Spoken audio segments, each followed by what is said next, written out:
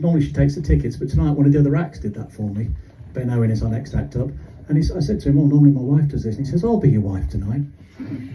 He has no idea what's coming later on, ladies and gentlemen. But let's bring him on stage before he knows. So let's have a big round of applause from Bart to start the clapping off.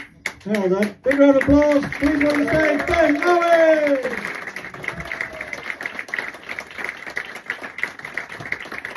Hello, I'm Ben Owen.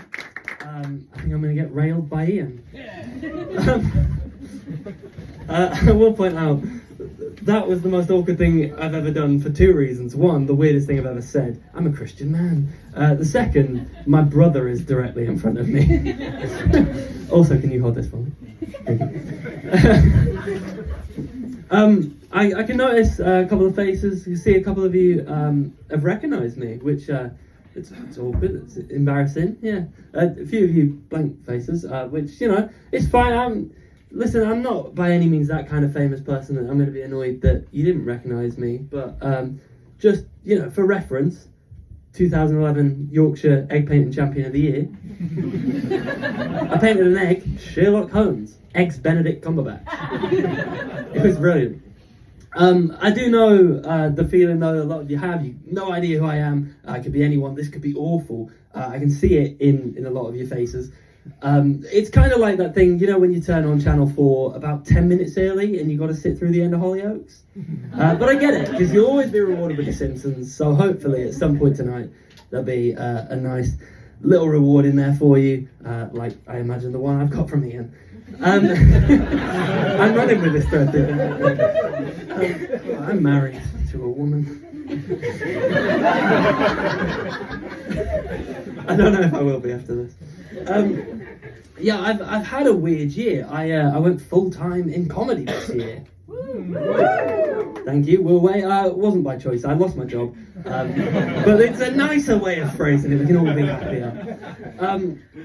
But yeah, it's been an odd year. I made a return to therapy. I'm loving this. I've done this joke twice now, and it always gets wooed. And I was really worried that someone was going to boo me or something. So thanks, because I'm fragile.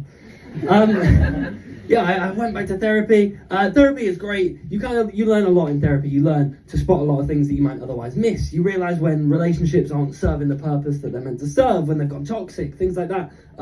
My therapist recently told me I'm the reason she drinks. So I think we can deem that's one of those successful relationships. Open communication, honesty. I think it's all good. But I recently found out that my therapist has a therapist. The weirdest thing that I've ever learned. And because I'm there, because I'm teetering on the edge of a crisis.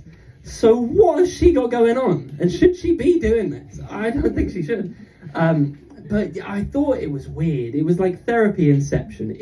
Does my therapist have a therapist? Does my therapist have a therapist? Does my therapist... I'll do this until you laugh. Does my therapist have a therapist? It's like therapist inception.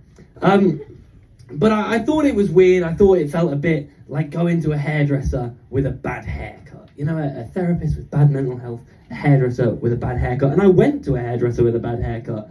I went to a hairdresser with a mullet. I'm not a fan of mullets. I'm scared to say that in a student area. They're coming back. But I don't like mullets. I went to this hairdresser. I sit in the chair. I've not noticed yet. I sit down. I clock him. He clocks me. And he just leans in because he's noticed I don't like this mullet. He leans in and whispers, and hairdressers don't do this. He leans in and he whispers, "Don't worry, I'm a professional." In the front. Mullet joke. The hairdressers, bad haircuts, therapists, bad mental health, and I'm not confident that things are lined up to go well for me. I found out recently, thanks for the art, I found out recently that I've got ADHD. Yeah, I logged into TikTok for all of about 5 minutes. Some man was like, "By the way, you've got undiagnosed ADHD.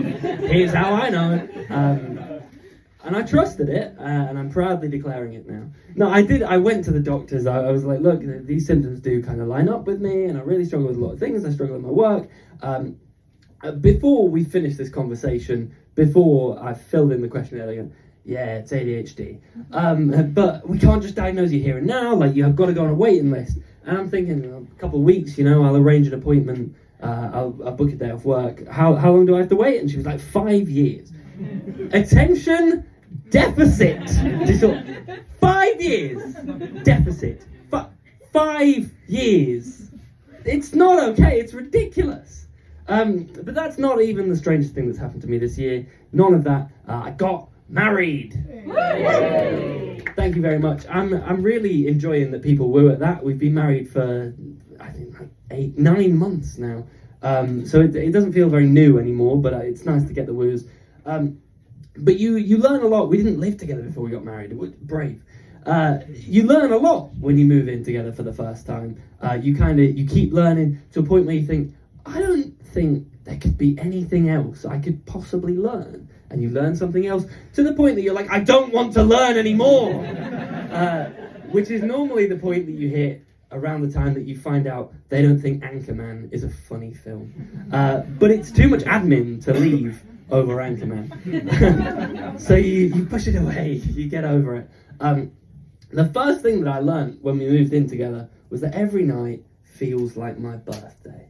And I don't say that in a sexy way. I just mean the sheer amount of candles that I have to blow out just to be able to go to bed. It is insane. The fact I've not died of smoke inhalation, I am a medical marvel.